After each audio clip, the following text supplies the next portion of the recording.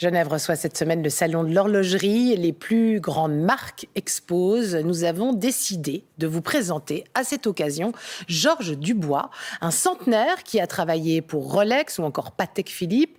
Il en connaît un rayon sur le sujet. Nicolas Rosset. Rencontre exceptionnelle, le présent et le passé d'une marque. Monsieur Dubois, bonjour. Bienvenue. Oui, ça me fait plaisir C'est magnifique de faire votre de vous avoir ici aujourd'hui. Oui. Mon Dieu. Georges Quelle Dubois, émotion. bientôt 103 ans, reçu Asseyez-vous. par Jean-Frédéric Dufour, patron de Rolex. Oui, Voilà. Donc vous avez travaillé chez nous oui, en 41. en 1941. Vous étiez combien à l'époque quand vous avez Une quinzaine. Une quinzaine. Vous imaginez Il n'y avait maintenant, qu'un seul atelier. on est 15 000. C'est fou, c'est fou. D'habitude, Jean-Frédéric Dufour fuit les médias.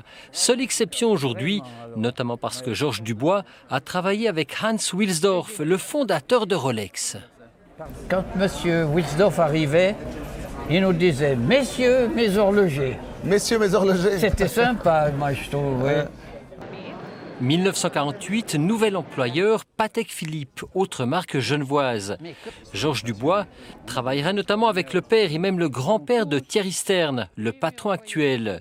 Tous les deux portent un regard amusé et autocritique sur les horlogers. Comment vous Quelle est trouvez la- la mentalité des horlogers? Ils sont têtus, bornés, et ça me va très bien, ils sont comme moi. Mais Quoi. ils sont toujours calmes et jamais, ils s'énervent jamais. Ouais, ça va. Oh, pas trop, ça va. non, non. Au musée Patek Philippe, on retrouve Georges Dubois. Il a dirigé la fabrication de ces vieilles pendulettes, des objets destinés notamment au roi des Belges, à l'empereur d'Éthiopie, au pape, un luxe inaccessible.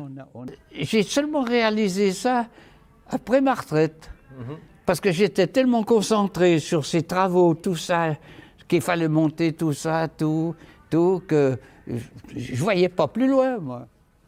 Georges Dubois a travaillé pendant une période très importante pour Patek Philippe, lors du passage des pendules mécaniques à celles à remontage électronique. Et là, il a joué un rôle capital. Aujourd'hui, Georges Dubois vit seul dans la maison achetée par ses parents en 1923. Le secret de sa longévité, il a toujours considéré avoir eu de la chance depuis son premier emploi. Rolex m'a engagé à 150 francs par mois. Les autres, ils avaient 125.